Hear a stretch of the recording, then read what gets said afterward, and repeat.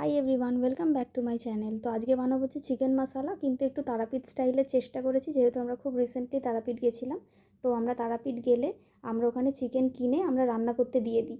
হোটেলের খাবার খুব একটা খাই না, রান্নাটা করিয়ে নিই ওখানে দিয়ে। তো সেইভাবেই একটা চিকেন জাস্ট শেয়ার করছি তোমাদের সাথে।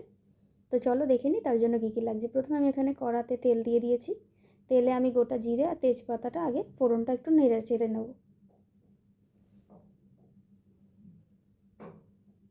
ফোড়নটা ভালো করে হয়ে এলে আমি তাতে দিয়ে দেবো স্লাইস করে কেটে রাখা পেঁয়াজ।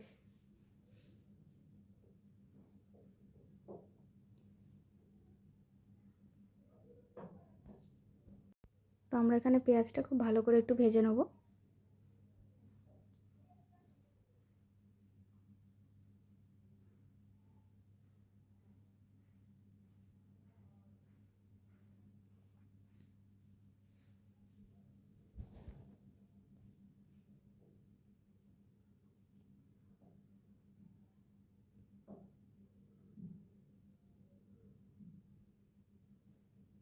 এবার এখানে দিয়ে দিচ্ছি পরিমাণ মতো নুন।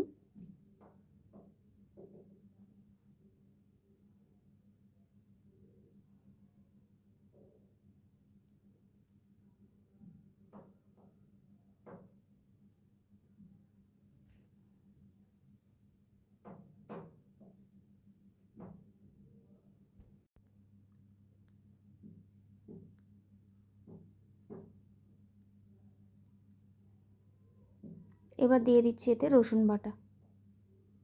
রসুন বাটা দিয়ে খুব ভালো করে তেলে রসুন বাটাটাকে একটু ভেজে নিতে হবে পেঁয়াজের সাথেই।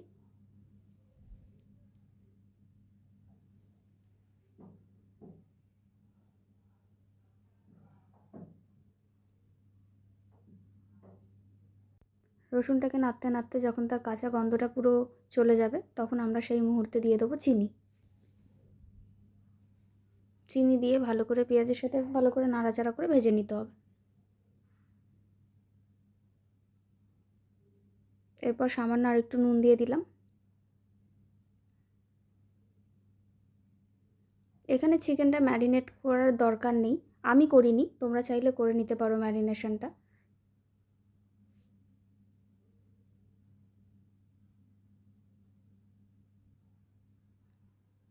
এবার এখানে আমার পেঁয়াজটা সম্পূর্ণভাবে ভালো করে ভাজা হয়ে গেছে। এরপর আমি দিয়ে দেবো হচ্ছে কাঁচা যে চিকেন, আমি কিন্তু ম্যারিনেশন করিনি, তো আমি কাঁচা চিকেনটাই এতে দিয়ে দিলাম। দিয়ে চিকেনটাকে ভালো করে ভেজে নেবো পেঁয়াজের সাথে।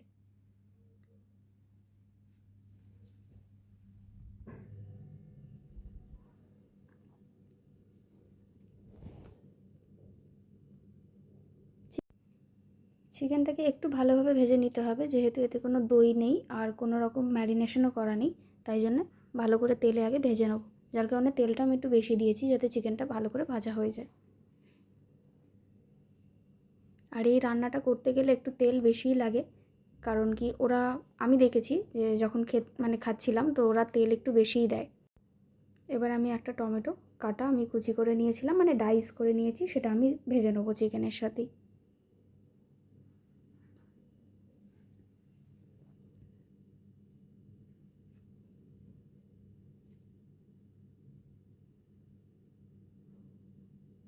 তো এখানে টমেটোটা পুরো হয়ে এসেছে।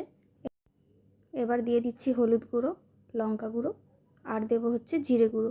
এই রান্নাটাতে ধনে গুঁড়োর আমি কোনো ইউজ করিনি, তো তোমরা যদি করো তাতেও কোনো অসুবিধা নেই, বাট আমার মনে হলো যেন জিরে গুঁড়ো দিয়েই করেছে, তাই জন্য একটা করলাম আর কি এইভাবেই। তো সব মশলা দিয়ে ভালোভাবে মাংসটাকে আমি কষিয়ে নিচ্ছি।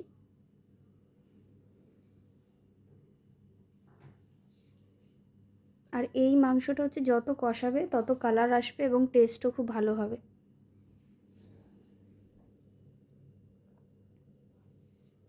আর একটা জিনিস দেখলাম, ওরা যেহেতু টাইমটা দেয় মিনিমাম 40 থেকে 45 মিনিট, চিকেন কিনে দিলে রান্না করার পর যে টাইমটা ওরা নেয়, তো ওরা ওখানে না ইয়েতে দিয়ে দেয়, প্রেশারে দিয়ে দেয়। তো আমরা এখানে প্রেশার ইউজ করিনি, আমরা এখানে কড়াতে করেছি।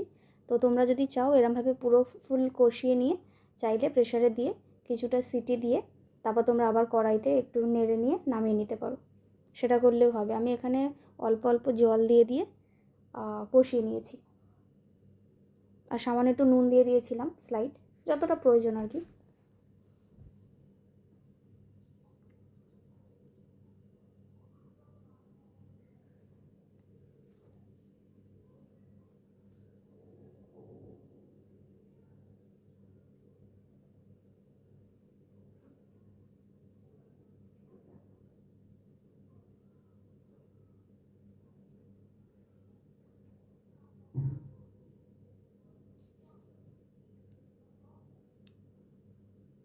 এখানে কষতে কষতে তেল ছেড়ে দিলে আমি সেই মুহূর্তে দিয়ে দিলাম হচ্ছে মিট মশলা। তো আমি এখানে দেখিয়ে দিয়েছি কোন ব্র্যান্ডটা আমি ইউজ করেছি। তো কিছুটা মিট মশলা আমি এখানে দিয়ে দেবো, খুবই কম, মানে খুবই সামান্য পরিমাণ বুঝে আর কি। বেশি দিয়ে দিলে খুব একটা উগ্র গন্ধ হয়ে গেলে খাওয়া যাবে না। তো সেই কারণে পরিমাণ বুঝে, মানে চিকেন অনুযায়ী মিট মশলাটা দিতে হবে। আমি মিট মশলা দিয়ে কোনো দিন চিকেন করিনি, আমি জাস্ট এই ফার্স্ট টাইম করছি। আমার মনে হলো ওরা যেন মিট মশলা দেয়, জানি না, তবে এটা করলাম আমি। তো খুব ভালো করে আমি সব দিয়ে কষিয়ে নিচ্ছি, আর ওই অল্প অল্প করে জল দিয়ে দিয়ে কষিয়ে নিতে হবে।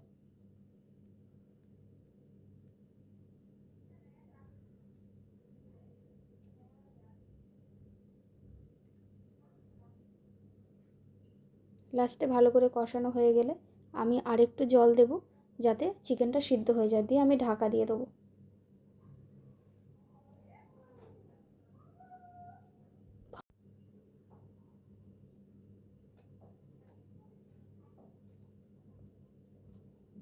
এবার ঢাকা দেওয়ার পর মাঝে মাঝে একটুখানি খুলে দেখে নিতে হবে যে চিকেনটা কতটা সিদ্ধ হয়েছে। চিকেনটা যখন পুরোপুরি সিদ্ধ হয়ে যাবে, আমরা তখন ওপরে শাহি গরম মশলা দিয়ে একটু নাড়াচাড়া করে নামিয়ে নিলেই হয়ে যাবে আমাদের চিকেন রেডি, মানে চিকেন মশলা রেডি।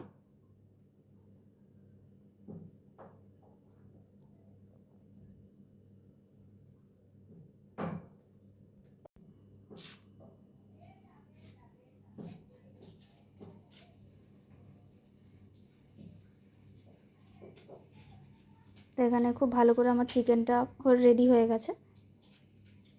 এরপর আমি ওপর দিয়ে কিছুটা গরম মশলা, মানে শাহি গরম মশলা দিয়ে একটু নাড়াচাড়া করে নামিয়ে নেব।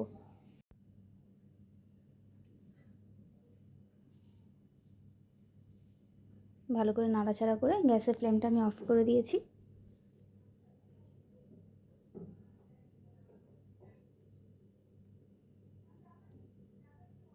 তো এখানে আমার রেডি হয়ে গেছে চিকেন মশলা। আমি এইভাবে বানিয়েছি, তোমরাও যদি পারো রেসিপিটা ট্রাই করো, আর কমেন্টসে জানিও কিরম হয়েছে। আশা করি তোমাদেরও খুব ভালো লাগবে।